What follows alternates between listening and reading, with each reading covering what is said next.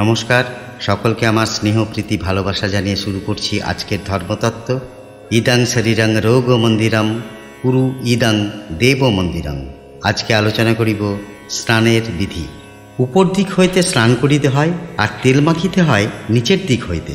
গ্রীষ্মকালে ও শীতকালে রৌদ্রস্থানে বসিয়া তৈল মাখিতে হয়।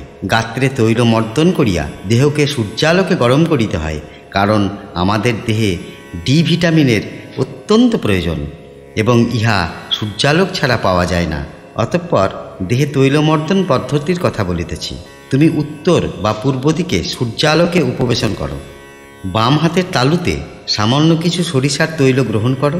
তাহা হইতে মধ্যমা ও অনামিকা অঙ্গুলি যোগে তৈল গ্রহণ করিয়া ওং অশ্বত্থাম্নে নমঃ মন্ত্র উচ্চারণ করত। 3 বার মৃত্তিকাতে তৈল নিক্ষেপ করো।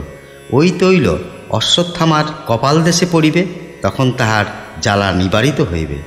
যদি কেহ উহা না করে তবে তাহার ব্রহ্ম হত্যার পাপ হইবে। সুতরাং ওই প্রক্রিয়াটি আগে করো। অতঃপর ওই তৈল অনামিকা অঙ্গুলিতে লইয়া বাম পায়ের বৃদ্ধাঙ্গুলি নখপরি মর্দন করো। পরে ডান পায়ের বৃদ্ধাঙ্গুর নখপরি মর্দন করো। মানুষ স্বেচ্ছায় কিছু করে না। যদি কিছু স্বার্থ থাকে তবে সেই স্বার্থে সে কিছু করিলেও করিতে পারে। সুতরাং বলি, বৃদ্ধাঙ্গুলিতে তৈল মর্দনের কারণ হইল, যদি কেহ দীর্ঘদিন উক্ত কার্য করে তবে তাহার জীবনে কখনো কুষ্ঠরোগ হইবে না। তৎকালীন মুনি ঋষিগণ কত বড় বৈজ্ঞানিক ছিলেন, তাহা কি আমরা একবার ভাবিয়া দেখিয়াছি? ইহার পর নাভি, তৎপরে নাসিকাদ্বয়ে, পরে কর্ণদ্বয়ে এবং সর্বশেষে মস্তক দেশে বেশ ভালোভাবে তৈলমর্দন করো। আবার বাম হাতে তৈল লইয়া বাম পায়ে, পরে ডান পায়ে, পরে কোমরসহ নিম্নাঙ্গে আচ্ছা করিয়া তৈলমর্দন করো। অতঃপর 2 হাত সহ দেহকাণ্ডে ভালোভাবে তৈলমর্দন করিয়া গলা মুখমণ্ডল সহ পুরা মস্তকটি আচ্ছাভাবে তৈলমর্দন করিতে করিতে স্নানের ঘাটে বা ট্যাপের কাছে চলিয়া যাও। প্রথমেই মাথাতে জল ঢালিয়া মাথা ঠান্ডা করো, কারণ মাথাই হইল আমাদের শরীরের শ্রেষ্ঠ অঙ্গ, শরীরের প্রাণ কেন্দ্র। মাথা ঠান্ডা থাকিলে শরীরের সব অঙ্গই সুস্থ থাকে। পুনঃ পুনঃ মাথাতে জল ঢালিয়া সারা শরীর সিক্ত করো।